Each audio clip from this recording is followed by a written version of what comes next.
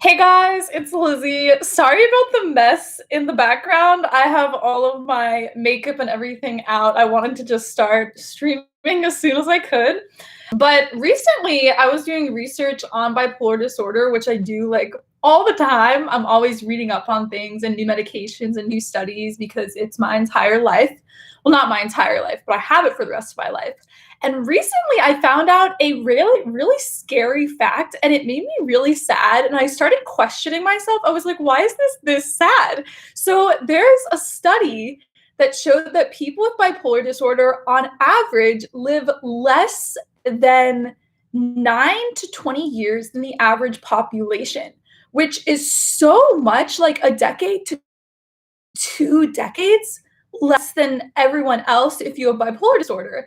And there's like so many reasons for this that we could go into, but I think one of the main things is a lot of people with bipolar are also addicted to drugs or alcohol, so that definitely will decrease your lifespan. And then also we have a really high suicide rate. So already I might be down from the 20 years to lower because I'm not addicted to drugs, I'm not an alcoholic, I haven't committed suicide. But one of the main things they said is that we have a much higher chance of getting heart disease, cancer, and diabetes. And it's only because of stress. That's like the biggest thing. Because when you're manic for years at a time, you don't sleep, you don't eat as much, your body is on like fight or flight mode constantly. You're just like overworking your brain. And it never like clicked that being manic for years of my life like literally decreases your lifespan majorly. Like it makes sense once you think about it when you're in this like constant like go go go go go like all the time and you're not sleeping, like it makes sense. But when that just hit me, it really shocked me a lot because I'm like in my late 20s now.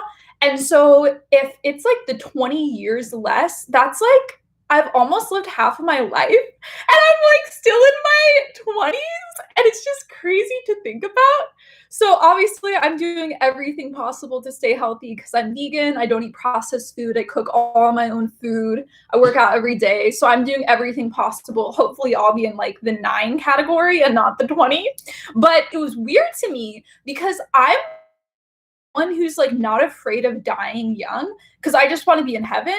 And so I've never been the type of person who's like, oh, I'm scared to die. Oh, I don't want to die. Like throughout my life, not in a suicidal sense, but I've literally just prayed, like, please take me to heaven. Kind of like what St. Paul talks about, how he'd rather be in heaven, but he's here on earth to do ministry. And like, that's a beautiful thing. And he understands that that's a beautiful thing, but like, he'd rather be with God. Like I've experienced that so much, like since high school when I was getting really close to God. So it was weird to me that when I was struck with this like majorly reduced lifespan, it kind of like really stunned me and made me sad and hurt me. And I was like, what? Like, this is my future?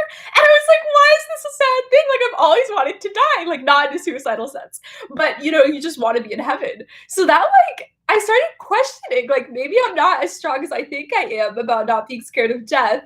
Maybe it's just because I don't think about the future. And that's why I think I'm not scared of death.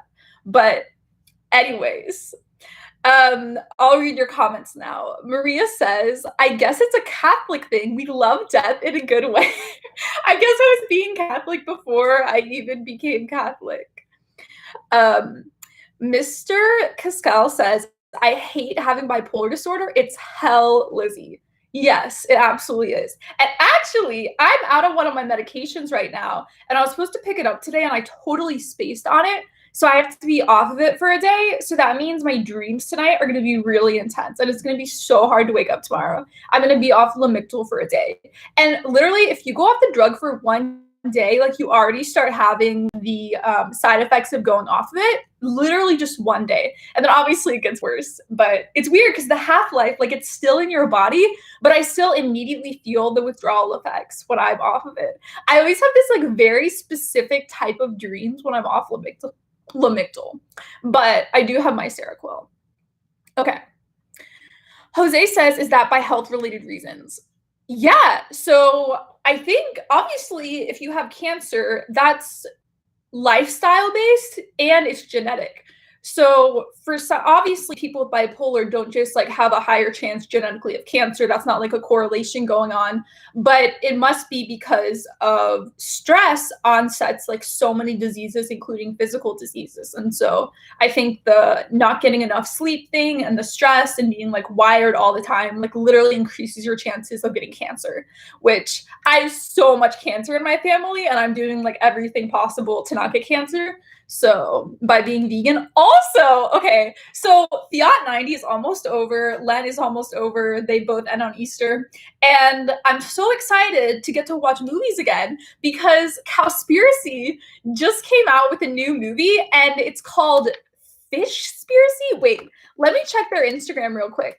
So they just came out with Cowspiracy is this vegan Seaspiracy, that's what it's called. So Cowspiracy is free on YouTube, you should watch it. It talks about how the factory farms are the #1 contributor to global warming. So Seaspiracy talks about how the fishing industry is destroying coral reefs and sea life and just like loads of species will go out of existence in our lifetime in this century because of the fishing industry.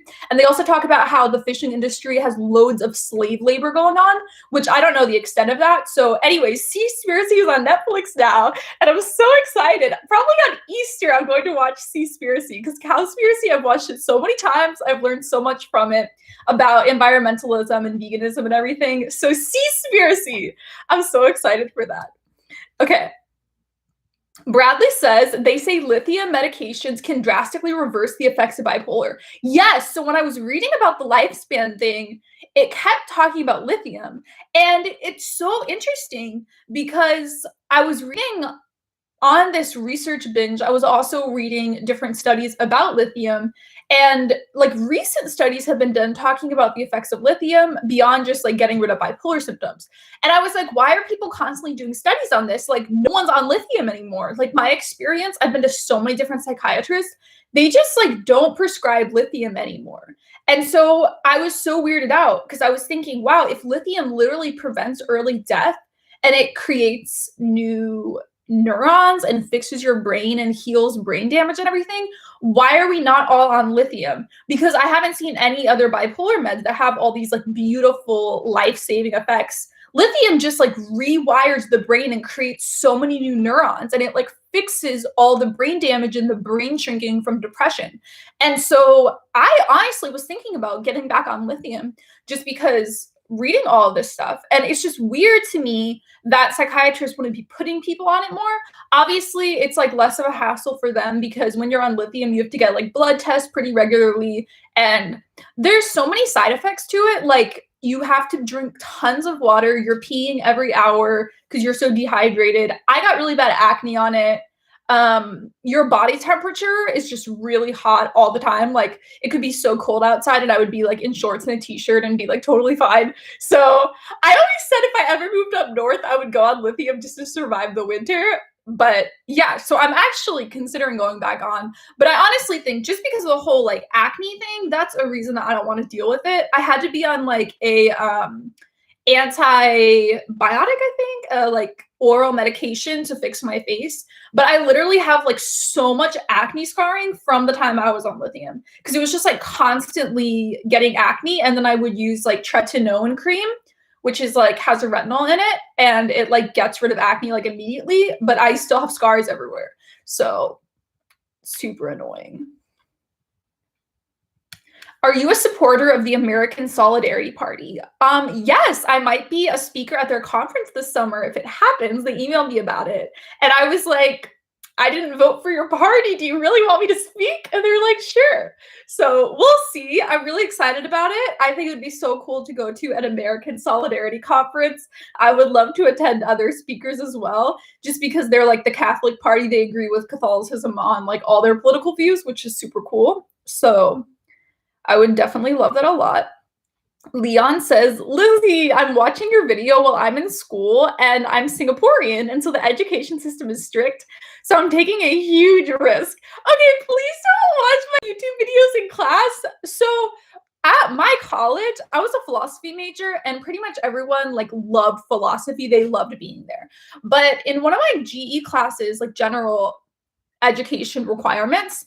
So there were a few times, and this is like a class that people chose to be in. It was called SAGE, Social Action Justice Colloquium. SAAJ, Social Action and Justice, I think is what it was. Anyways, it was about like social justice issues, and you chose to be in the class as one of your classes. You had like 30 different options. So people in the class would literally have their headphones on and be watching YouTube during the lecture. And I was shocked. And our professor like wouldn't even do anything about it. Like I remember she like said something about it, and I like looked back, and there were like 3 people who had their computer out who had like not even earbuds. One person had like giant headphones over their head, and they were watching YouTube in class. And I was just like stunned because I loved being in class. Like you chose to be in the class. So that was super weird to me. And then in one of my political philosophy classes, which was not in the philosophy department, it was in the poli-sci department, but it counted for philosophy credit. So there were like not philosophy majors who are generally super passionate about school. So the poli-sci majors were horrible. They were like doing shopping in class, like shopping for shoes and clothes. And like it was people in like the first and second row. And I was like further back, my seat. And so I could literally see them shopping during the lecture when our professor thinks people are like taking notes. Instead, they're literally doing clothing shopping in class. So I am not a fan of not paying attention in school. But I personally just love school growing up. So I get other people might be bored in class, but I was never bored. Except I didn't like my 3rd humanities class because it was like the 20th century. And we had to learn about World War I, World War II, the Holocaust, everything that happened with the gulags in the Soviet Union. And it was just too sad for me. I'm such like an empathetic, emotionally sensitive person. And so I like didn't attend the lectures. It was a giant lecture hall. I just like didn't go to class because I would just cry, and it would consume everything if I learned all these horrible things about the world. So I literally just didn't go to that class. It was the only class in college I didn't go to. I just couldn't. I read, I think, a couple of the books, and yeah, I might have gotten a C in that class, and I like do not get C's, but yeah, that's the only class I just couldn't handle. Okay. Let's see more comments.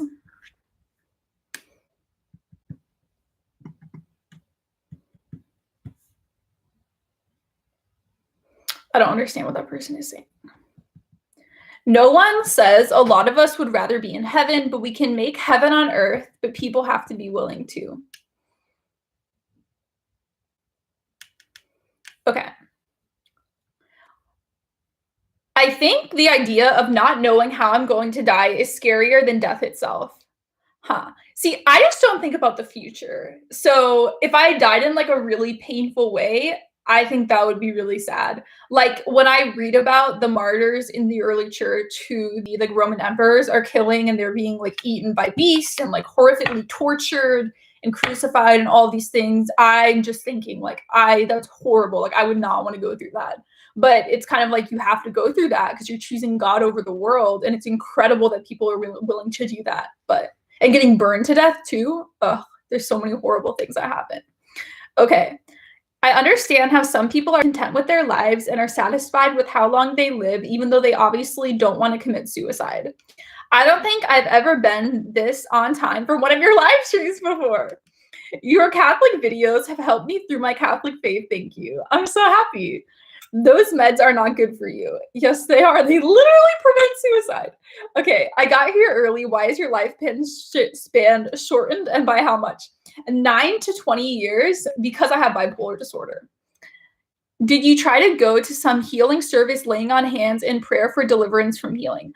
I've actually wanted to get anointing of the sick when my bipolar is bad, but I always wonder, like, is that a thing that you're allowed to do for mental illness? Because you can for physical illness. And I thought for a couple of years that anointing of the sick was only if you're going to die. But then I experienced at my parish once where someone got it, and we were all like hanging out after daily mass, and my priest is like, oh, like, come here, like you can watch this happen.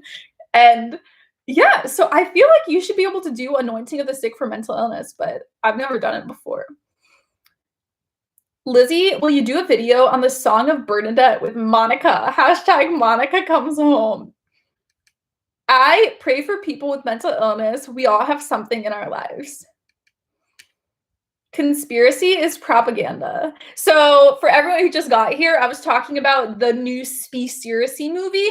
So Cowspiracy is about veganism and how the animal factory farm system is the #1 contributor to global warming, but how all the organizations, pro-environmental organizations, are literally funded by the meat and dairy industry so that they won't talk about factory farms. And the meat and dairy industry, they are lobbyists for so many politicians. They literally fund politicians' campaigns in Congress.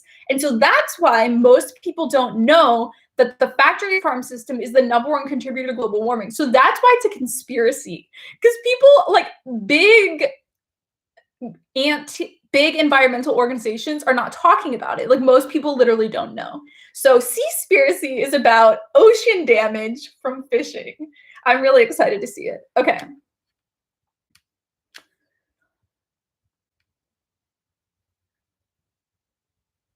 I used to take lithium.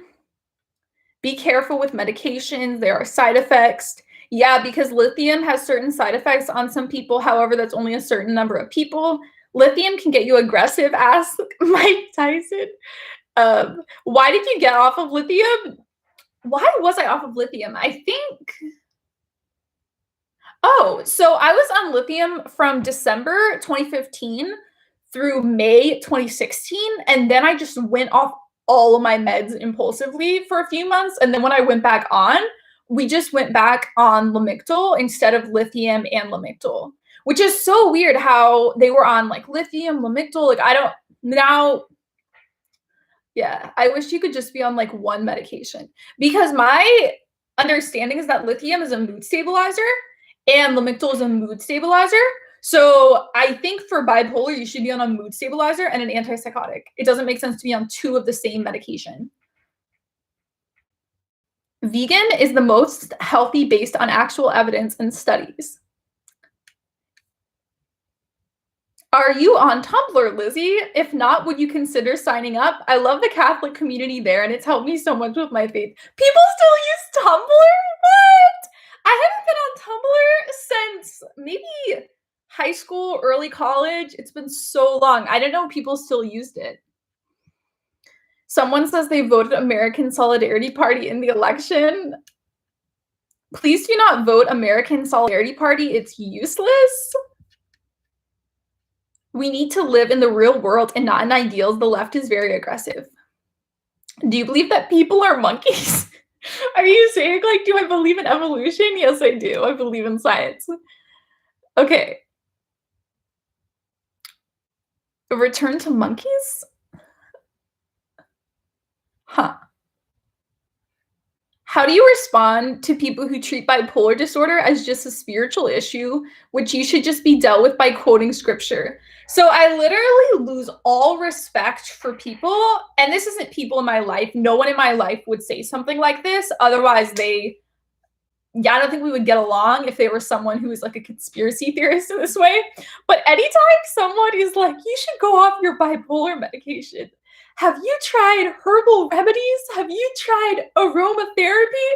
Whenever people say stuff like that, I literally lose all respect for them. And it doesn't even hurt me on an emotional level because they're just zero respect. So it's horrible. I mean, so I guess the question was, how do you respond to it? I just don't respond to people like that. I immediately delete the emails, delete the message, delete the comments. I probably blocked people before because of this. So I just don't want people like that in my life because as someone with bipolar, you have an addiction to the mania and an addiction to going off meds. And so it's literally like, I want to go off my meds all the time. It's just like in the back of my mind, like an intuition I have. So then when there's people in my life who are, or like subscribers, viewers, who are like, go off meds, go off meds, go off meds, it literally could trigger me to go off my meds. So that's why I just immediately get rid of anyone like that. I just can't have that in my life. It would be awful. Lizzie, should I move on with my relationship while being mentally sick? I mean, I want to relocate to be closer to my boyfriend, but I am obviously mentally unstable. So if you are in an episode and you're trying to make a major life decision, I would just ask other people in your life for advice, like friends, family members, significant other. Tell them the whole situation, what you're thinking of, and whether or not it's a good idea, because you literally can't trust yourself if you're in the middle of an episode.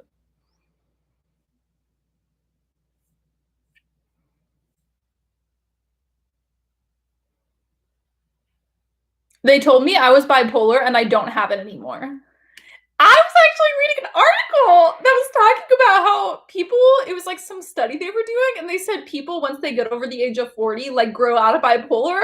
And I was like, no, this isn't legit. You can't like grow out of your genetics. So obviously the symptoms might go away when you get to a certain age, because maybe you're so stable in your life. Like you're not a young person who's starting your career in college, like grad school, being so intense and stressed out. Maybe once you get to be middle age, your life becomes less stressful and therefore you don't have episodes, but you'll always have bipolar disorder. And the reason you're on medication is to prevent going into an episode, even if you're currently not in an episode. So I don't even understand why they would write an article talking about how people like grow out of bipolar, because like you still could have an episode at any moment. You just don't know. So yeah, you don't just like stop having bipolar.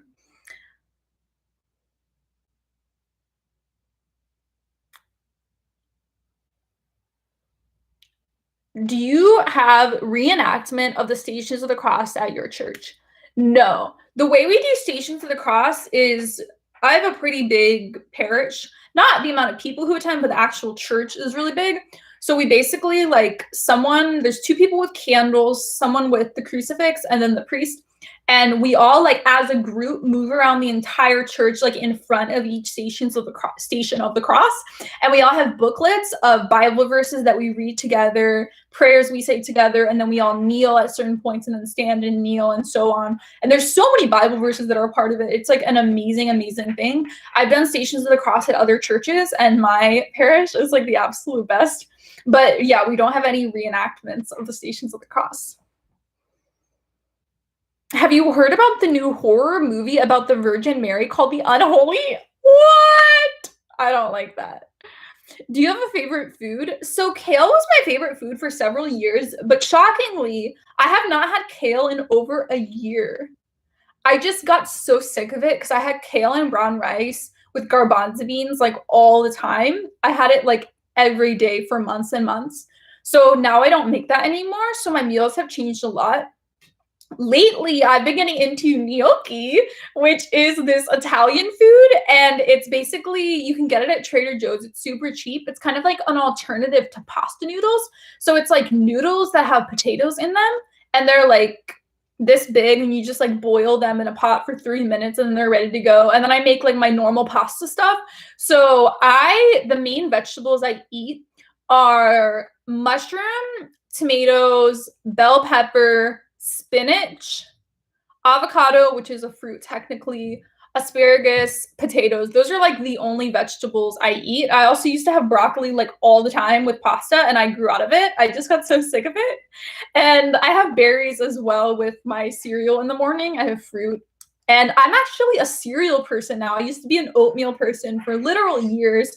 And now I get cereal from Trader Joe's that has like 5 grams of fiber and oats and nuts and stuff in it. So yeah, my diet has changed so much through the years. It's crazy because I'm the type of person who has like the same food every single day. And I was like that growing up as well. And so it's weird for me that I grow out of things that were like habit for so long. Why is your lifespan shortened? Because I have bipolar disorder. I talked about it at the beginning of the stream. I love adding marinara sauce and garlic to gnocchi. Yes, I add marinara sauce when I'm making it with all my vegetables. I didn't add that with how I was describing my cooking. Has anyone watched how to make vegan meats? Any suggestion on making them taste better? I mean, it depends on what you're trying to make, but when I cook, I use olive oil and I mince garlic, and I highly recommend investing in a garlic mincer. Mine was like $15 or $20 from Amazon. And it's like a device like this that's metal, and you put the garlic cloves in it, and then you just like go like that. And it's like you put it in the pan, and it's, you know, you save like 5 minutes every day by not having to cut up garlic. So I always do olive oil, garlic, and I like haven't been using red onion lately, but I usually always use that. And then I put salt, chili powder, turmeric, and pepper. And that's how I season all my vegan meats and pretty much everything. I use the same spices for everything. Sometimes additionally garlic powder as well. And then sometimes chili flakes.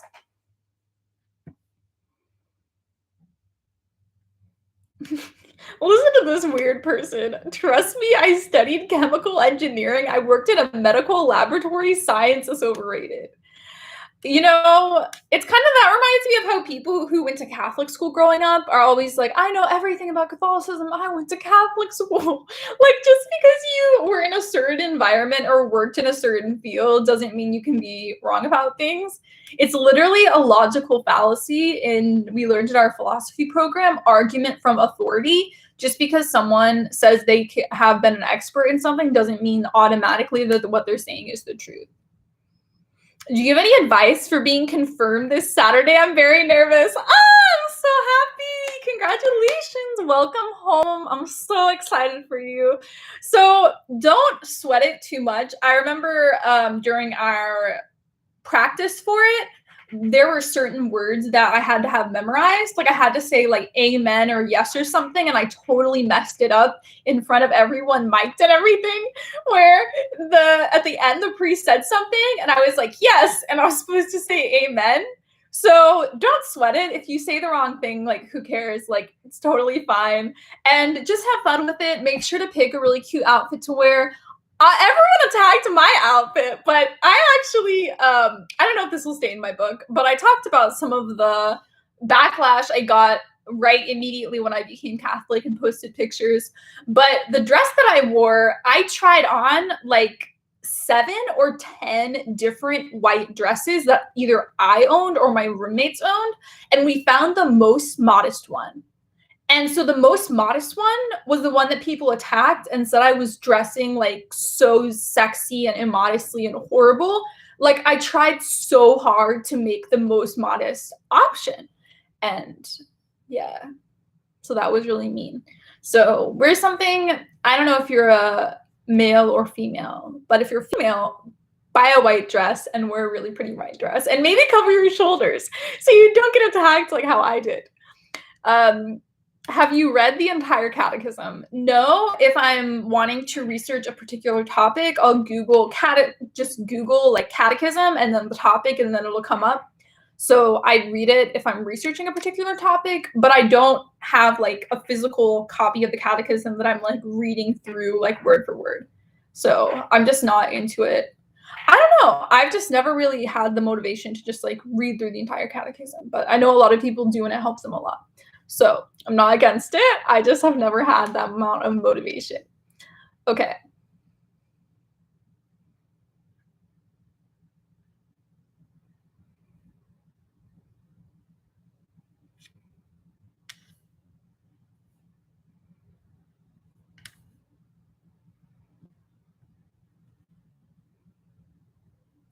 Turmeric is anti-cancer and a few other things. Thank you for your input on your cooking prep. You're welcome. Sarai says, I literally went to a Catholic university and literally everyone there was a homeschooled Catholic who swore they knew everything. There were not that many homeschool people at my Christian college, but there's this other Church of Christ college called Harding, and apparently there like loads of people were homeschooled. So yeah, I still don't know how popular homeschooling is in Catholicism. I know like a lot of the like influencer circles, a lot of people homeschool their kids, but I don't know if that's like a common thing or not. When is your book coming out? Maybe next year, maybe later this year. My fiance is doing edits in it, which is taking a long time because he like works full time. So he's doing edits. And then I've sent it to agents and that takes forever to hear back. I've heard back from a couple and they said no, but I sent it to like over 30. So it just will take so many months for everything to work out, even though it's like finished. Edits will take a long time, and just finding a home for it will take so long. So I don't want to rush the process just because I want it to be amazing and the best possible writing and help the most people possible. So obviously I'm like really excited about it. And a couple months ago when I like finished writing it, I was so pumped and I was like, I want it to come out right now. But now I'm at a point where it's fine if it takes forever to come out. Five Sky Dragon. I bought a longish white dress for my confirmation. It's really pretty, but I'm nervous because I don't want people to think that the sleeves are immodest. I'm female. If you have sleeves, then it's probably really modest. I was thinking, because, okay, my white dress I wore, literally, it was like, this was the neckline, but it was like a tank top. And then in the back, like it went all the way up to here. And then there were like a ton of straps like that. So my shoulders were showing. And that was what everyone thought was so sexual. And I've literally never met a guy before who's turned on by shoulders. Never once in my life have I met anyone who's into shoulders. But I mean, some people are into feet, so I kind of get it. But the amount of people who are upset about the shoulders was just seemed disproportionate to the amount of the population who's into shoulders.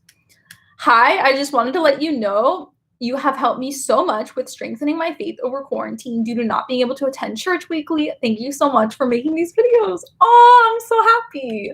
That makes me so grateful that my videos have been able to help you. I know it's been so hard for so many people not being able to go to mass and confession and adoration.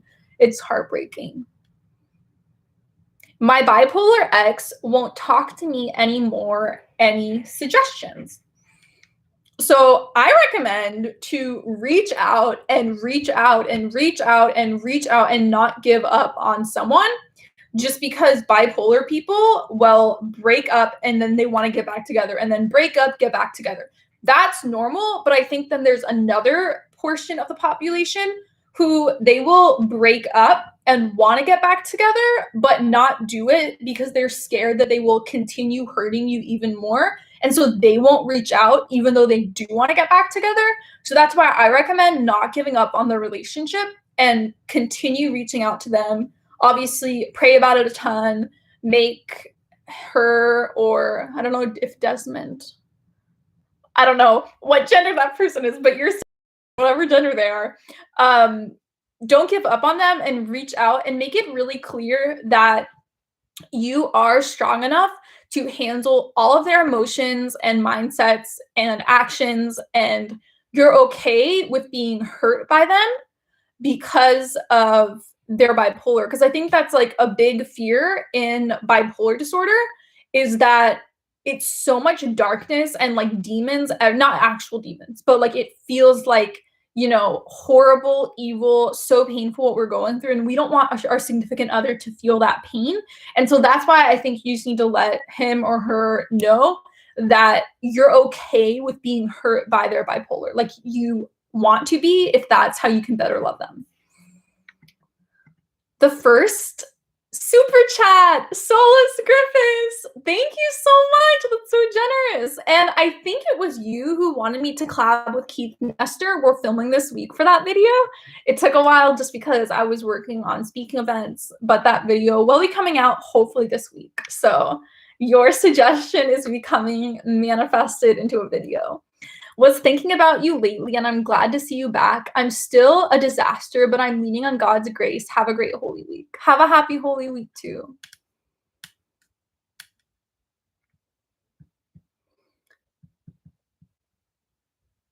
Lau says, I've been away.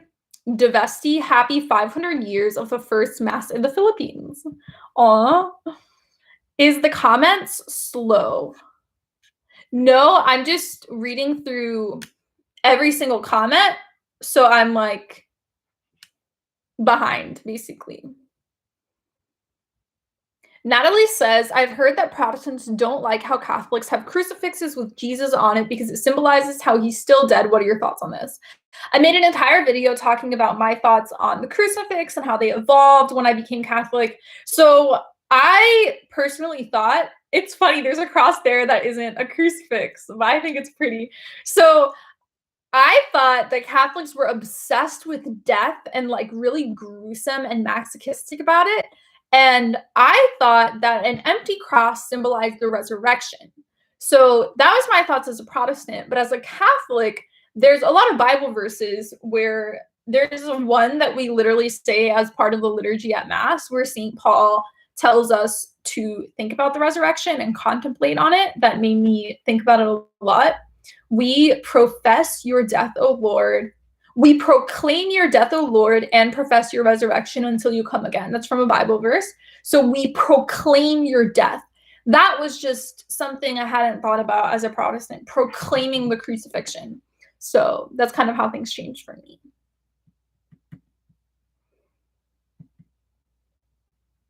Carla says, every time I listen to atheists talking about God, it only makes me increase my faith. It's like a reverse effect. Does it happen to you?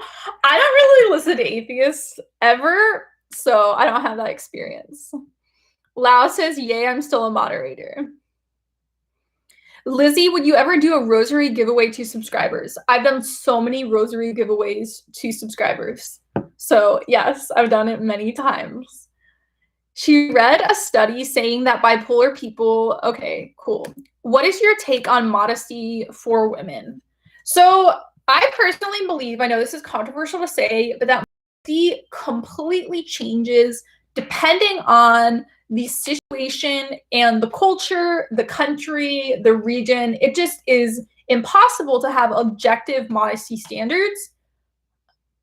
It just is. So I think it's very racist for a certain country to make like a modesty standard. And then in other countries, that isn't seen as sexual at all, but like to this country, it is. So I just think you can't make black and white statements about modesty. That being said, I do think when it comes to going to Mass, I actually was thinking of making a video talking about like how I dress for Mass and showing outfits and stuff. And I actually believe there are objectives for Mass, which would only apply in like parts of this country. I wouldn't want to push that modesty standard onto other countries because they have totally different cultures.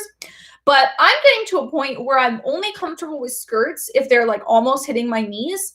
And I'm also getting to a point where I think I'm not going to wear tank tops anymore. I'm only going to wear like short sleeve or longer shirts to Mass, just because I've been getting like so conservative about the modesty standards. Like I don't wear pants, I don't wear shorts. Even if I'm just popping in for confession, I always wear a skirt. So I'm becoming very fundamentalist about modesty. And I always think that when it comes to Mass, it's better to be like more modest than less modest. And I find that wearing dresses and skirts is very comfortable. It's not like I'm overheating or anything. So I don't feel like it's an uncomfortable way to dress. So I think why not just go all out and make sure you're modest. But when it comes to like what you're wearing, going grocery shopping, going to the beach, going running, doing a workout at the gym, it's just like totally different, like what you would wear to a wedding versus what you're wearing on the beach. You know, like there's no one objective standard, even within one country. So that's why it's just impossible to talk about it. But I do want to make a video talking about how I dress for Mass because I feel like it may be helpful for some people.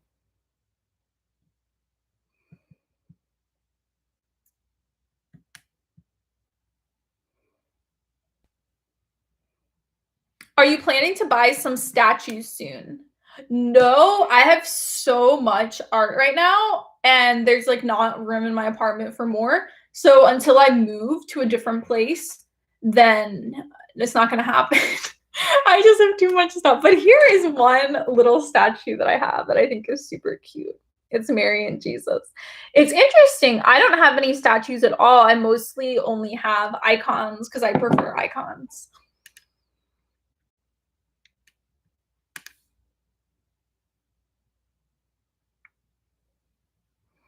Do Catholics observe the Sabbath? So my video going up on Sunday on Easter talks about the Sabbath towards the end of the video.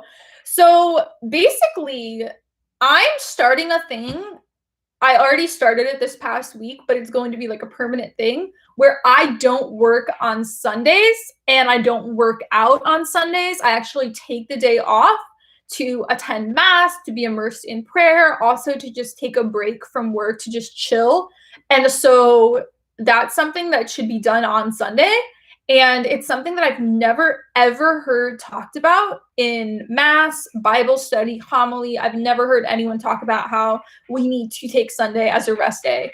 So that's something that one of the girls in my Bible study does, and it's made me think about it more. So I think we should be doing it on Sunday.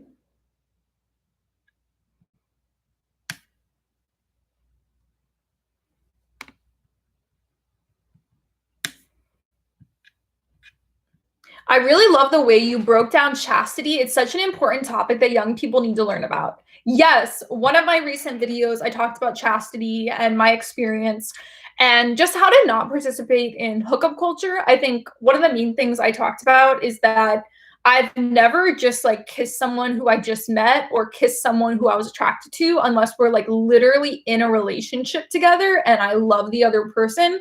Like, if I couldn't say that I love the other person, I literally wouldn't kiss them. And I think that that's really, really helped my self-control when it comes to being in a relationship and being in love. I've been with my fiance for 3.5 years and we don't have sex. And it's so easy to not have sex because for my entire life, I've not just like given in to hedonistic attraction to someone.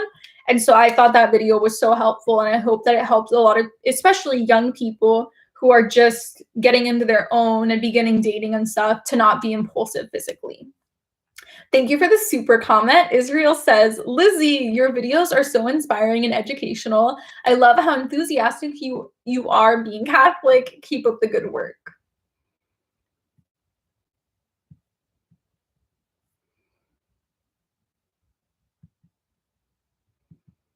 Solus Griffiths, yay about Keith Nestor. He's going to be on Shalom World on Saturday night, I believe. That's so cool. When is your video with the Catholic company coming out? So I was traveling. Well, I wasn't traveling. I was like in one place visiting my fiance for a few weeks. And so I finally got back. I got to my PO box. I emailed them about the video and I'm waiting to hear what talking points they want me to mention in the video. And then I'm going to film it. So it will be soon. There are churches that have a cross, but it is a resurrected Christ, not a crucified Christ. Do you think smoking marijuana enhances your bipolar? So I have never, ever smoked marijuana or done edibles, just because there are those horror stories where it causes people to go into psychosis, like it triggers a manic episode, like immediately you'll go into psychosis. So there's two different types of marijuana. There's indica and sativa. Indica is more calming one, sativa is stimulating. So a lot of people I know with bipolar actually smoke marijuana or do edibles, and it helps their anxiety, it helps them sleep, it helps their depression. And I'm not going to say to these people who are having this experience where they're using marijuana medicinally and it's helping them, I can't say, that's horrible, you're going to go into a psychotic break, because they're not going into a psychotic break. So I personally think that they're using indica marijuana and it's causing them to calm down. So I would never recommend anyone to do marijuana if they're bipolar. In fact, I would say, please don't. Just get medication that helps you. That's more the exact dosage that you need. You have a doctor overseeing it. It just seems way better to just do medication for it rather than using weed. But yeah, so I've heard bad horror stories and good stories. Just the fact that it could send you to a psych ward is a huge reason that I would never, ever try it. Just because I don't want to go to a psych ward. It just sounds like a horrible experience. I don't want to be so manic that I'm out of control. So I just don't think it's worth it. But I do think that as marijuana becomes legalized throughout the country and there's more regulation on it, I think it will be a lot safer when it comes to how it's affecting people who have mental illness, because we'll know exactly what each strain does and how it affects the brain. So I definitely want it legalized. I don't have a problem with it morally, as the Catholic Church is coming to a new issue when it comes to its thoughts on marijuana. It's a huge question mark whether or not it's okay to do marijuana as a Catholic. I've talked to priests who have said for and against marijuana, so I personally think it affects people less than alcohol. So if alcohol is allowed, then I think marijuana should be fine. But I hear other Catholics who think the exact opposite. So if you are Catholic and want to smoke marijuana, maybe talk to your priest, or, I mean, I don't even know, because the priests will all tell you different answers. So I don't even know what to say.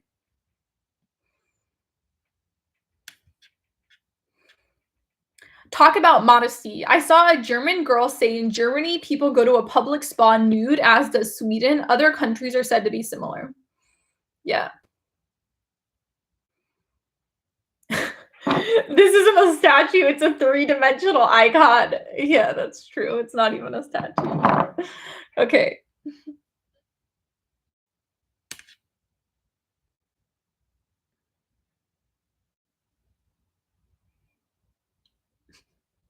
I'm wondering why Lizzie thinks most people will go to heaven rather than going to purgatory first. I've never made a statement on that ever, ever, ever. Maybe in like a video before I was Catholic, but I definitely haven't said that in this live stream. Working out is more of a way to relax, though. Have you seen the movie The Mission? Mm-mm. It sounds like a military thing. I don't like war things. Lizzie, how are you and your fiance? We're doing really, really well. He is in classes. We had a really great visit together. We talk every week. We text throughout the day. There's nothing like really big revolutionary happening in our lives. So everything's just really normal and going good. Hello, Lizzie. How do you recommend we can explain to a Protestant Exodus 20:2-5 to clear up the idea about idolatry at a Catholic church?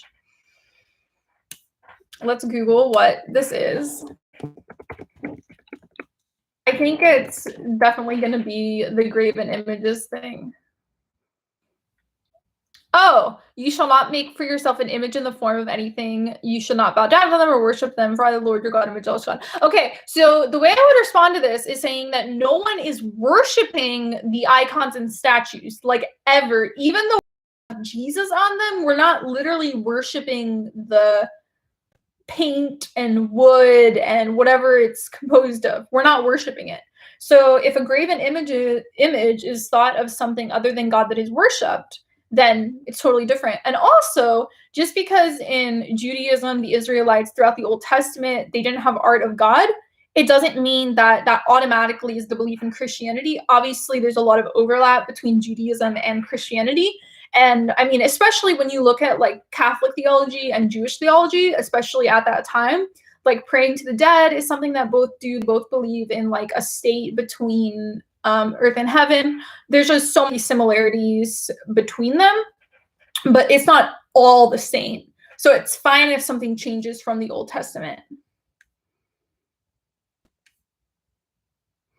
The original Sabbath was a Saturday and is still held in the Orthodox, but Sunday was made for the Lord's Day, but the Sabbath was never nullified as far as everything I found. Yeah, it'd be a really interesting thing to look into for sure.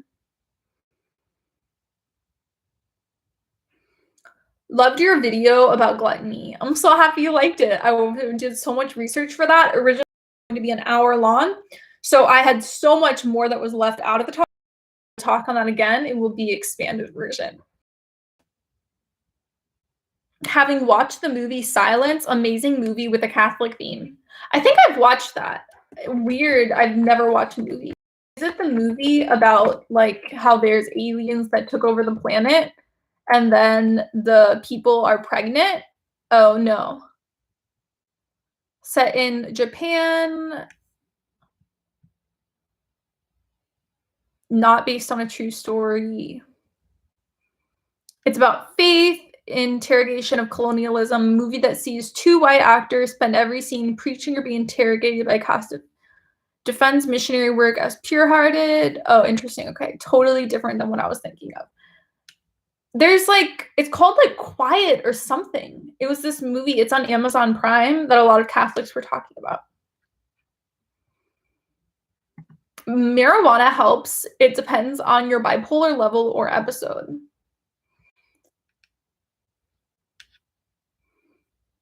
Alexander, thank you for the dancing pear. That's super sweet. Thank you. Your video about Mary opened my eyes about the church. Thank you so much. I'm so happy I helped you. As a Catholic, how often are we supposed to go to confession? So it is required that you go at least once a year. I recommend going about every 3 to 6 weeks. It depends on how much you've sinned, how far you are from God. Obviously, if you're praying consistently and reading your Bible every day and you're really staying close to God on an emotional level, then I think you'll go to confession less because you'll just be sinning less. But it totally depends on your lifestyle and what you're doing. I found for me during my Fiat 90 over the past 3 months, I didn't go to confession as much because I was participating in so many types of fasting and it was really helping me to fight temptation. And I just saw a direct effect in not having to go to confession as much. So it totally depends, but I recommend to shoot for 3 to 6 weeks. It's been like every 2 months the past 3. So what happened basically is I started Fiat 90 on January 5th. But previous to that, I was going home for Christmas and we did it in a really safe way. Like we all got tested for COVID and we had our masks on for like a few days before like hugging my family and stuff. Like we ate at different tables and stuff because we each came home at a different time. So it was totally safe when I went home to visit my family. But because of that, I didn't go to mass when I was there because it wasn't safe. I didn't want to get like my parents who are older, I didn't want to get them sick. So basically, I knew I wasn't able to go to confession for like several weeks. And because of that, I was like, okay, I literally can't sin. Like, I'm not going to be able to go to confession. Like, I can't mortal sin. So I had this like urgency to be so careful about my behavior and my thought processes and how I was speaking to people and everything. And so I had that mindset of like, no, I can't, I'm not able to go to confession. I had to be really careful. And then after that, I like immediately started Fiat 90. And so all of the fasting parts of Fiat 90 we're giving up sweets and alcohol and movies and TV and secular music and snacking. Like you give up so many things. And through the fasting, it changed me so dramatically that I was not sinning as much. I was just so much more purified and everything. So, and I think doing the Father Mike Schmidt's Bible in a year helped a lot too, because I'm just in scripture so much more. But yeah, so now it's like for me, I don't go to confession every 3 to 6 weeks anymore. But I recommend going 3 to 6 weeks once a month. What are some helpful tips to newly diagnosed bipolar patients to help ourselves? So the best thing you can do is have a consistent sleep schedule because bipolar is primarily about sleeping inconsistencies. So either sleeping too much, not sleeping enough. So getting into the habit where you go to bed at the same time every day and wake up at the same time every day is like an amazing thing you can do for your health. Also, working out every day. By working out, you have to do cardio to help your brain. So they literally did like a studies on lab rats. I read this article, I think like 5 years ago, and they basically did weight training, cardio, and HIIT training. HIIT is high intensity interval training, which is like Kayla Itzine Sweat app. If you've heard of her, she's like the #1 fitness person in the world. You probably have. So her exercises are HIIT training. So basically they had the rats run on a treadmill versus climbing up a wall to get food with a weight on its tail.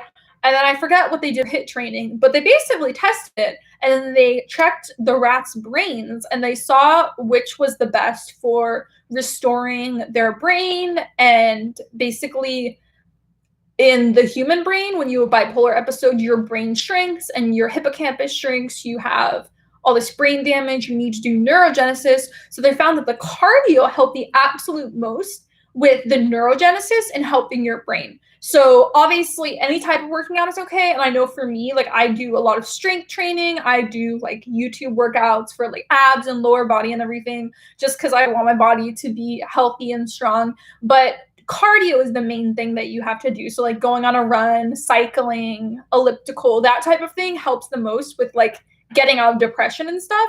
Obviously, it won't get you out of depression all the way, but it will help you a lot.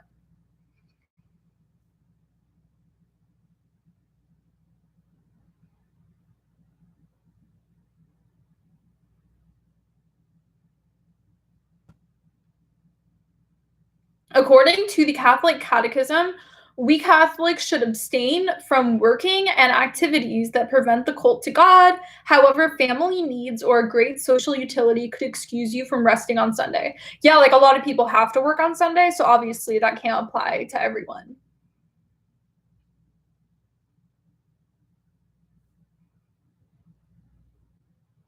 Lizzie, after you and your fiance are married, I hope he hugs you often and says you're beautiful. In Proverbs 18:22, he who finds a wife finds a good thing and obtains favor from the Lord. Where did Jesus go after he died for 3 days? He went to hell and he preached to everyone there. It talks about it in 1 Peter.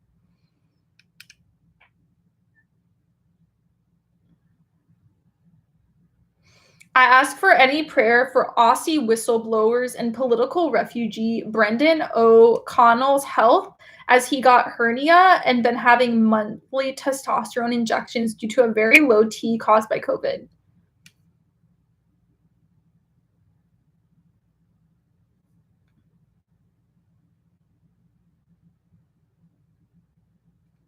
Did Lizzie answer my question whether or not she would watch the Song of Bernadette with Monica? No, I didn't see that.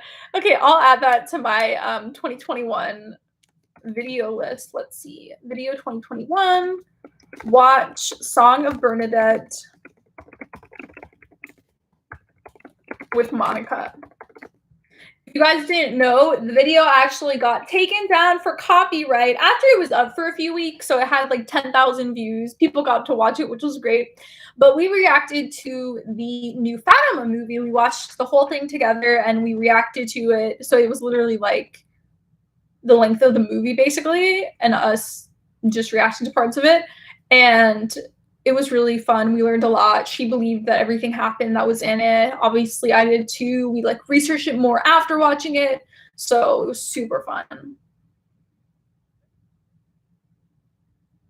If you have a bipolar relative, the slightest whiff of marijuana is enough to make you go schizophrenic. So obviously there's some problems with that comment. Schizophrenia is like genetics that you have or you don't. So it might cause like psychosis, which is also present in schizophrenia, but it doesn't make them schizophrenic at all. Samantha says, question from someone who knows very little on the Catholic faith. Are you able to confess your sins and ask forgiveness through prayer to God and not through a priest? So when it comes to horrible sins that you do, mortal sins, Jesus set up when he was on earth the power of the apostles to forgive sins. We call it apostolic succession, which involves priests and bishops. We can trace back the line of priests and bishops all the way back to the 12 apostles. And I made an entire video talking about apostolic succession, which would probably help you a ton to understand it more. So I'm going to link that video in the video description. It kind of talks about the history of apostolic succession and Bible verses that talk about it. So I'm going to link, here's that video. I'm putting it in the chat right now. Yeah, so let's go to the Bible verses about it. So in the Gospel of John, at the end of the Gospel of John, after Jesus has resurrected from the dead, he is meeting with his apostles, and this is John chapter 20, 21 to 23. Again, Jesus said to them, peace be with you. As the Father sent me, I am sending you. Receive the Holy Spirit. If you forgive anyone's sins, their sins are forgiven. If you do not forgive their sins, they are not forgiven. And so this is Jesus speaking to the apostles immediately after his resurrection. And he literally says, these are the words of Jesus. If you do not forgive their sins, they are not forgiven. And so Jesus set up the power of confession through priests.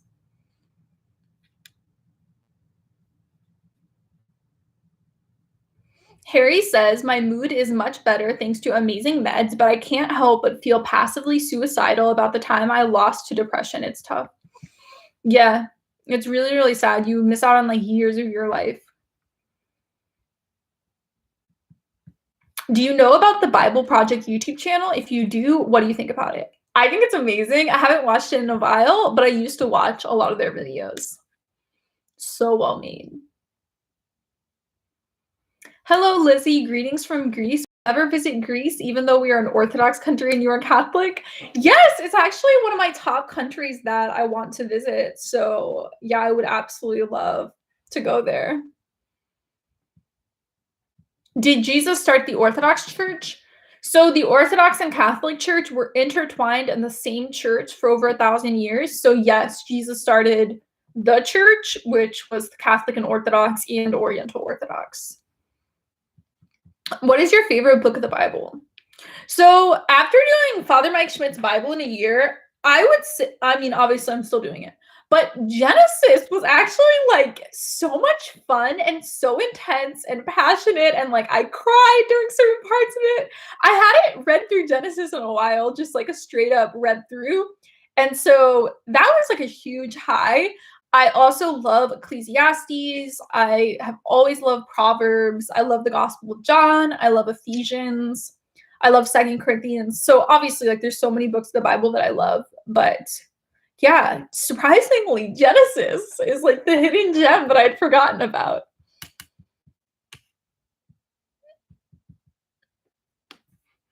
Do you like contemporary Christian music?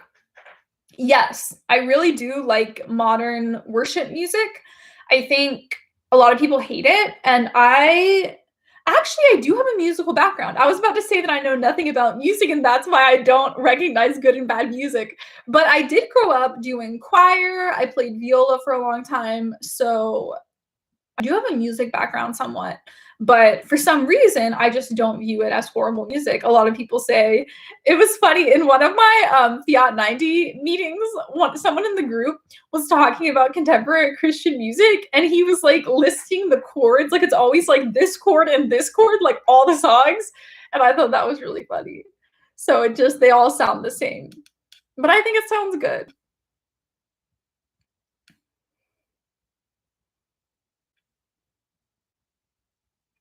Why is that surprising? Genesis is the book I read the most.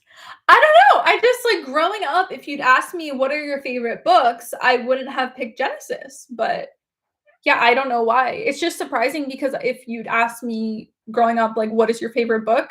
I just wouldn't have thought of it. So I guess I didn't read it enough. Job is the best book. Yeah. Job was so much fun too. So Bible in a year in January, it started with Genesis and Job and Proverbs. So I did read through Job recently too. But okay, so what I do for Father Mike Schmidt's Bible in a year is I read through it in my physical Bible first, and then I listen to the podcast. So then I re-listen to it, and it just helps me when I'm able to like read physically. And I have like these special, oh, I should put this in my Amazon shop. So I have these like special highlighters. They're called Mr. Pen Sleek. I don't even know if that would come up if you Googled it. Let's see. Mr. Pen Sleek Amazon. Let's see if it comes up. Mr. Pen gel highlighters. It's loading. Yeah. Okay, it comes up. Yeah. So I use the Mr. Pen Sleek gel highlighters, and you can annotate and highlight in a Bible without it leaking through to the other page, which is so important because Bible pages are like really small. And in the past, I just like put up with like there being color everywhere. But now it's like so much easier to read my Bible with that. So anyways, it really helps me a lot when I read through each part of my Bible and I annotate, I write notes. When I see it, you can memorize it so much better. So I've been doing that. And Job was really hard, some parts of it. I had to like ask my fiance to explain some of it because my translation, NAB, it was just so archaic the way it translates certain things. I grew up reading New International Version, which makes everything like super easy to read. And I think Job specifically, since it's wisdom literature and it's very poetic, there's a lot of things in it that are like imagery or idioms that would make sense at the time. But when you're translating it, just like how it is, it makes zero sense. So a lot of the things, it's really hard to get through some parts of it. And I didn't remember Job being hard before. The last time I read Job was with ESV, English Standard Version. But yeah, for some reason, NAV, it just makes it like really hard to understand some parts of it. So I had to like read and reread and like read the study notes and like ask my fiance. So there were a few chapters there that were hard to understand. Flaviana says, "Hey Lizzie, it's been a long time. I miss you from Africa." I just got here. What happened? The title concerns me. So we've been doing the live stream for an hour, so we kind of already talked about it. But essentially, I was doing normal research that I usually do about bipolar disorder, and I came upon an article, and there were other articles saying the same thing, that on average, people with bipolar disorder live 9 to 20 years less than the average population. Which, if I'm at the 20-year mark, half my life is basically over, which is so weird to think about. So I thought like a third of my life was over, but now half of my life is over. I don't have that much time left.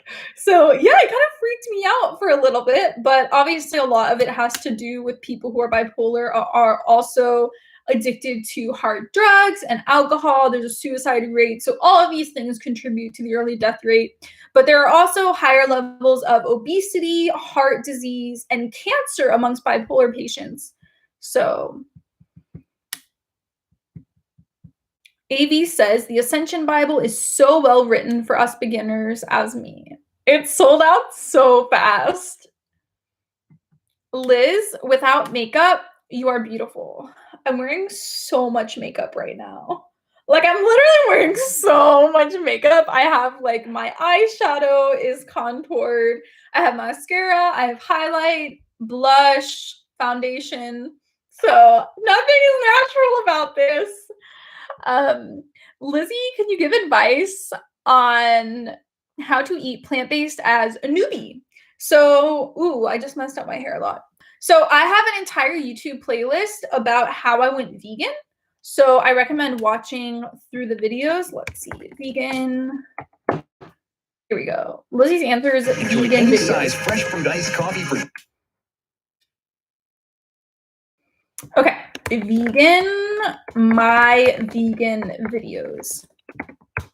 So I talk in a lot of those videos how to transition to a vegan diet. So the first video, 3 reasons to go vegan, is literally just like vegan apologetics. That is not helpful. The second video, the Pope support veganism, is not helpful for diet. So my vegan journey is good. My what I eat in a week as a vegan is probably the best video, where I just show like my grocery haul of all the food that I get when I go grocery shopping.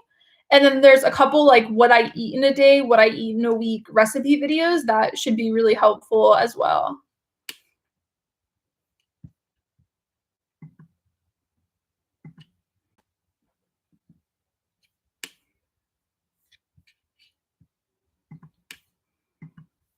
Okay.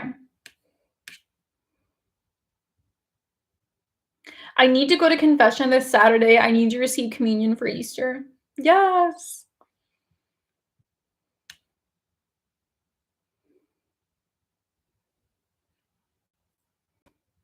Last week I cooked and ate an ahi tuna steak for the first time. I'm so stressed because I'm not sure what to believe anymore. Oh, email me or DM me on social media. Actually, not on social media because I'm not doing social media for Fiat and Lent, so I'm not really on. I know I should just trust in God to lead me to the truth, but I'm so scared. I was really scared too when I was converting.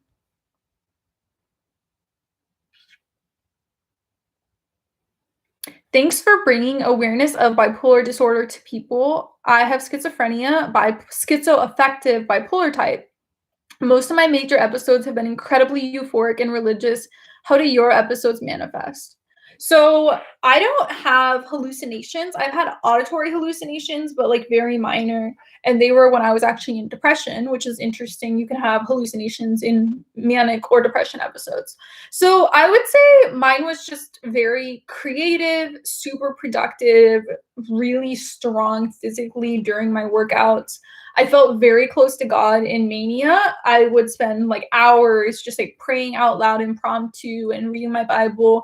So I was very hyper spiritual during the time. I wouldn't say that they were that I didn't have religious epiphanies or religious changes. I mean, I became Catholic during a manic episode, but that was very like intellectual, reading a ton. It wasn't like, oh, I don't know what you mean by religious, but I know for a lot of people it can mean like you had a hallucination of an angel or you felt drawn to start your own religion. So for me, it was very chill. It wasn't like I was trying to create a religion or change things or anything like that. It was very much like within the framework of already created religions.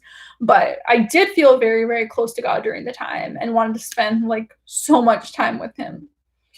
Alexander, thank you for the super comment. Lizzie, you should read the Jerusalem Bible. Its accuracy is praised by scholars and it's so easy to understand. It was commissioned by the Pope. Interesting. I'll write that down. Because I was thinking after this year, when I finish the Bible in a year, I think I want to get a new Bible so that I can read through it again. I think I'm going to do the Bible in a year for like the rest of my life. I mean, maybe once I have kids, it won't be as easy to do that much reading. But the Jerusalem Bible was the first widely accepted Roman Catholic edition. Sorry, I was reading it on Google, and then when I clicked on the Wikipedia article, it changed. The basis of the lectionary of Mass used in Catholic Europe throughout England, Wales, and the majority of the English-speaking world outside the US and Canada. The Catholic Bishops' Conference of English and Wales has approved other translations and will now be transitioning to ESV. Weird! They're going to ESV. I remember when I was in Ireland, they had a different translation of the Bible there. I noticed that.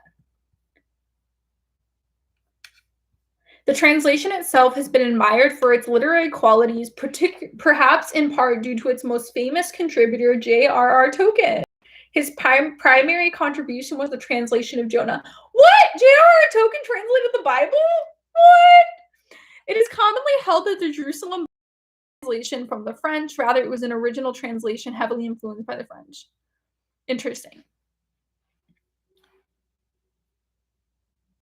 The Bible was the first widely accepted Roman Catholic English translation since the Douay-Rheims version of the 17th century. It has also been praised for an overall very high level of scholarship and is widely admired and sometimes used by liberal and moderate Protestants, one of the versions authorized by the Episcopal Church and other Anglican churches.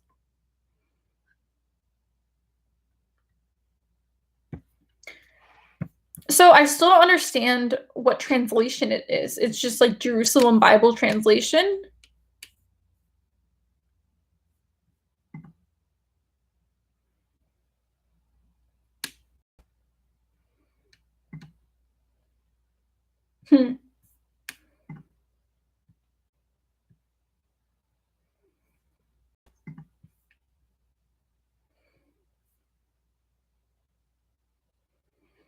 Oh, so it is its own translation. Weird, because on the Bible Gateway, I don't remember seeing it. Have you ever tried reading the King James Version Bible? No, I hate it so much. It's the same reason why I hate reading most of Shakespeare. It's so hard to understand. I don't see it as artistic or beautiful at all. I just don't get that. So no, I don't like it. Hi, Lizzie. Have you heard of Keith Nestor? I watched both of your guys' videos. Yes, we're collabing this week. We're going to film a video together. It's going to go up on my channel, hopefully this week. So yeah, we're collabing. You'll see your two favorite YouTubers together. We should all just read the Bible in Latin to make things easier. Or Greek and Hebrew. Lizzie, thank you for sharing your testimony. It's an inspiration for me. Greetings from Brazil. Oh, I really want to visit Brazil. So many of my subscribers live there. It's super sweet. Let's get this video up to 100 thumbs up. We're at 81 right now. This is totally possible. It's been an hour and 15 minutes. So I think I'm going to leave in the next 10 minutes or so. Hi, Lizzie, new subscriber as of today, and I've literally been binge watching your videos for the last 4 hours. I didn't even realize you were live. You are so amazing and affirm my Catholic beliefs. Oh, welcome to my channel. I'm so happy you got to be on a live stream on the first day you subscribed. That's so special. Have you heard of the neo-canonical way? Yes. We are inside the Catholic Church. KJV stresses me out so much when I try to read it. I know it makes no sense. The churches I grew up in for Church of Christ, a lot of people read the King James Version. Like when we would be reading the Bible passages during worship service and stuff, and I was like, no, NIV is where it's at.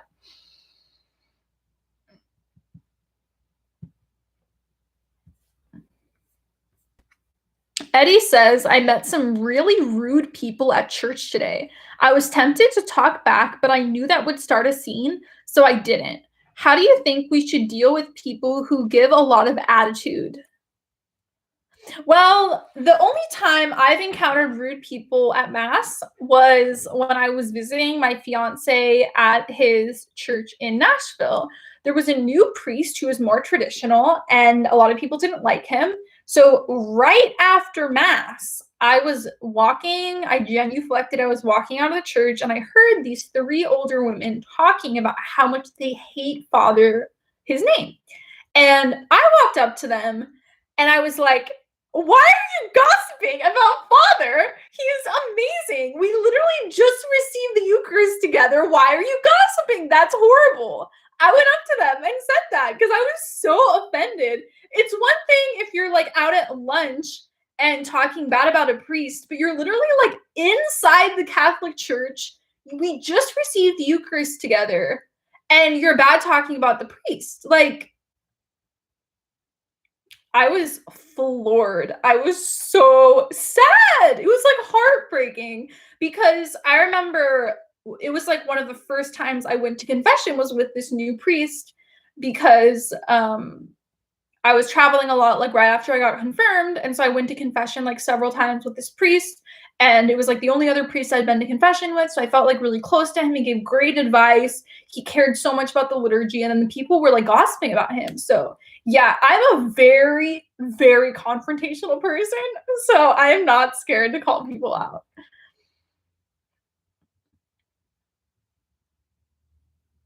Why is your lifespan shortened? Just asking if it has to do with bipolar. Yeah, it's 9 to 20 years less of life. Alexander, thank you for the super comment. I'm not sure I can answer this question without offending people. Guys, make sure to like the video, thumbs up the video. We're going to get it up to 100 thumbs up. Rank religions, please. The Christian ones, the Abrahamic ones, and the Dharmic ones, and any other religion you know of. Please, please, best to worst. That'd be like ranking cultures best to worst, like ranking countries. Like, you just can't do that. It's just so offensive to people. It would be kind of funny, though, if someone ranked, like, Protestant denominations from best to worst. That would be so mean, but it would be interesting. What was the lady's reaction to you confronting them? You didn't see, he did this and this, and then I just walked away. They like kept trying to talk to me, but I walked away from them because they wouldn't stop talking. Can you suggest some types of meds? I only take Zyprexa. So let me see what Zyprexa is real quick. I've never heard of it, so I don't think it's very common. Used to treat schizophrenia, bipolar,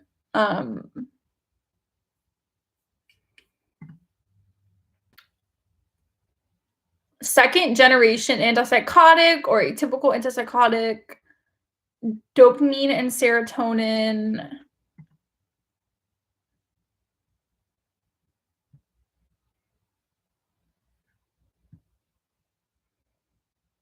It takes up to 6 weeks to see the full benefits. You may notice your thoughts are clear and more organized. So the main one I take is called Lamictal, which is also called lamotrigine. And I find that it's amazing. It completely blocks me from ever going into depression. I also am on an antipsychotic called Seroquel. So I'm on 300 milligrams of Lamictal. The only thing about the medication is it takes 2 months to kick in. So if you're currently in a depression episode, I don't think it's the best thing to go on immediately. I think it would be good to go on another medication and then add on the Lamictal. So yeah, I don't recommend it if you're like debilitating depression right now. So I think it's a good like lifelong medication to be on long term. It's amazing. It really helps. And then Seroquel is really helps you maintain your sleep schedule. So if you take it at night before you go to sleep, I take my Seroquel around like 9 p.m. every night.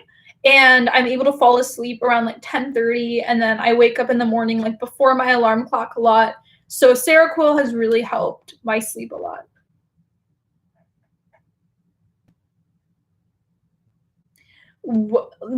No one. Why is your disposition tonight, Lizzie? You aren't as lively or something, as if you're refining yourself or the meds are affecting you.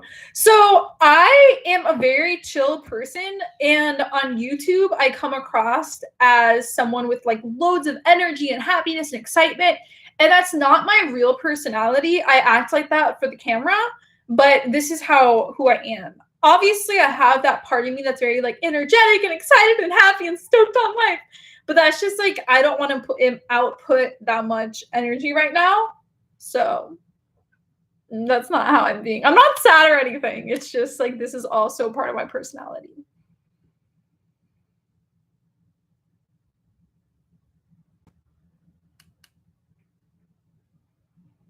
Edison, I joined late. Can you explain the whole lifespan shortened thing? The title scared the heck out of me. It scared me too. I read an article about how bipolar people live like 20 years less, 9 to 20 years less than neurotypical people. A 5 Sky Dragon. I went to my first confession yesterday. Sorry, more people commented. I just lost it. Okay, here we go. It was a fantastic experience. I was nervous, but we did the sign of the cross and my nerves vanished. My penance was also very insightful. Oh, I'm so happy for you. First confession is amazing.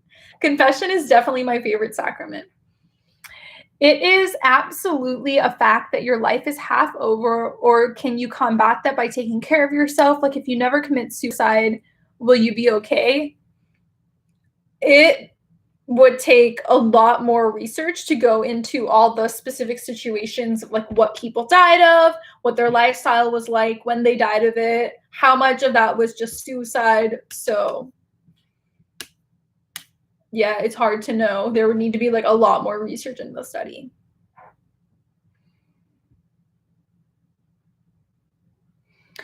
Mika says, as Catholics, we have a great relationship with alcohol. Not to be nosy at all, but what do you think about alcohol? And do you drink on the regular? And also, what do you think about cussing? So I made a video recently about cursing, actually last summer. Wow, the time just flies during COVID. It just feels like a year has been a month, you know, because you're just like not out and traveling and doing things. But yeah, so I talked about in that video how I do curse, obviously never on YouTube, never on live streams, never on social media because there's children watching. And then obviously, I don't know how other people feel about cursing, but a lot of people in my life, my friends, curse a lot. So obviously it rubs off on you. So I don't see a problem with cursing. Obviously not like cursing someone out. That's wrong. But like in my Bible study and stuff, people curse. So it's like a normal thing as Catholics for people who are like in Catholic culture and everything. But alcohol, so I, as part of Fiat 90 and Lent, I am not drinking alcohol. So I haven't had it like, I think I had it like early this year for like New Year's, but I didn't really have it other than that this year because of that. I typically don't drink that often just because it messes up your sleep a little bit, so it can cause depression. I mean, alcohol is a depressant, so it's not recommended for people with bipolar. I do drink sometimes socially if I'm like with other people and we're drinking, but obviously like we're not going out to bars and restaurants and stuff. So I haven't really had it for a long time just because I haven't really been in a situation where people are drinking, and I would never just like drink by myself. So just because it's like not a healthy thing for my brain. So unless I'm like with people and we're having fun, there's just like no reason for me to drink.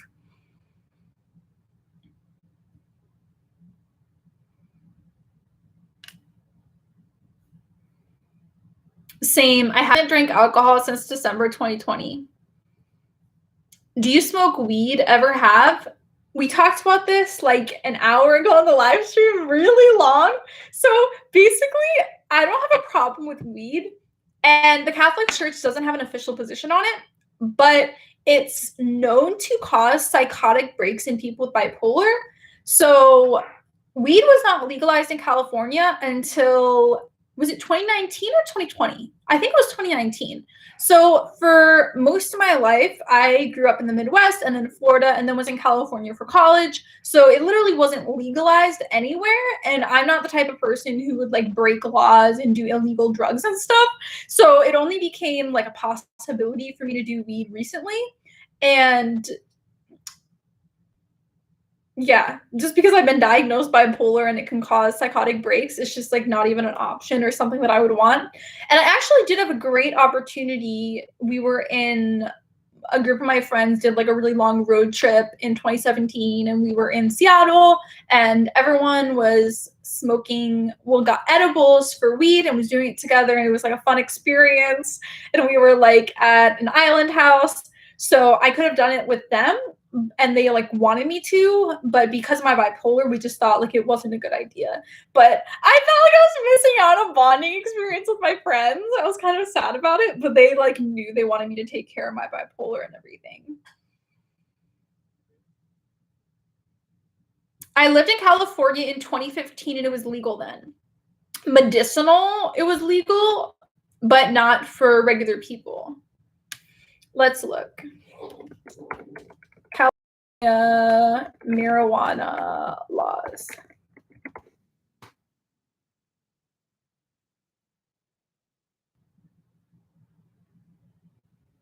Since 1996, it has been legal in the state for medicinal use.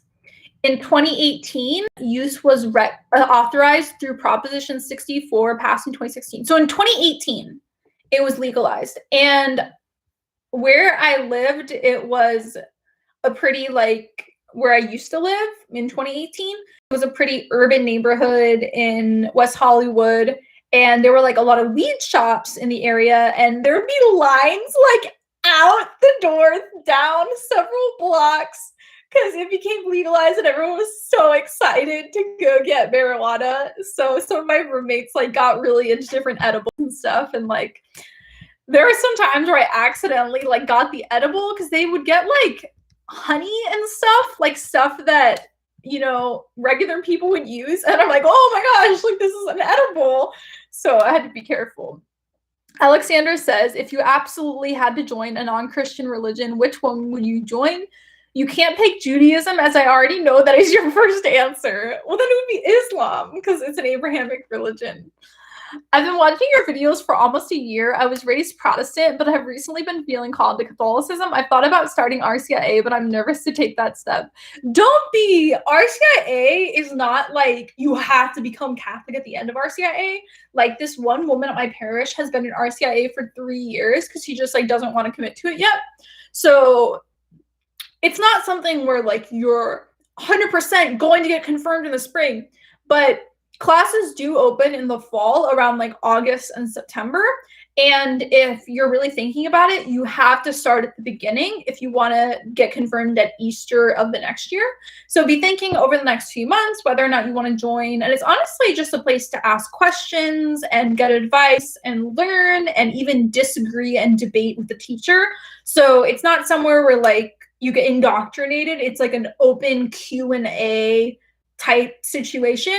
It totally depends on the parish for what the RCIA is like. So I recommend like parish hopping around and finding a good RCIA fit if you don't like the first one that you go to. So you might want to like shop around and find a good one because some are pretty bad. I've heard some bad stories about people's experiences. But what about pagan religions? I have not learned in depth about pagan religions since like high school. So I feel like I'm not at a good place with enough information to make a comment about that.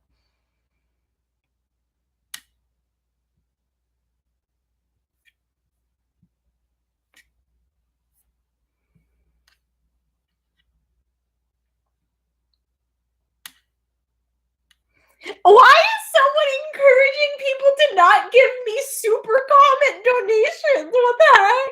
That's so mean. Would you do a Draw My Life 2 video in the future? Okay, so when I did my Draw My Life video, I pulled like an all-nighter making it because I was like flying to Thailand the next day and I had to finish it. And I don't know, I mean, I was manic, and so I was able to do like pretty good drawings. And I am not an artistic person at all. So I guarantee if I tried that today, the drawings would look awful. But I did a pretty good job. I thought it was great the way I did the art for the video, but I don't think I could be that good if I did it now.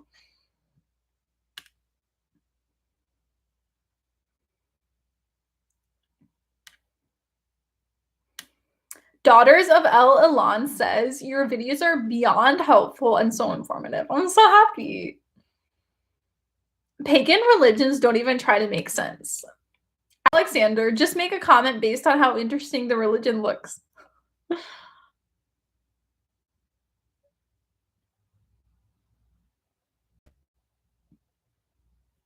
Charles B. Chan, does she live in California? Definitely sounds like a Valley girl. So I actually do, but I didn't live here until I was 18 when I moved to go to Pepperdine for college.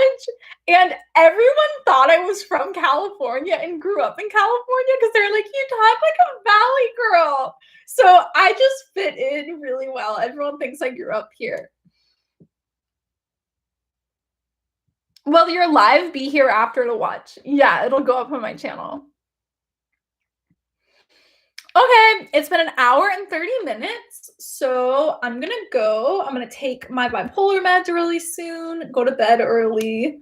I loved hanging out with you guys. This was so fun. I'm definitely going to go back to live streaming twice a week. So definitely turn on your notification, be on notification squad, and you will get a notification on your phone or via email whenever I go live so you can be part of them.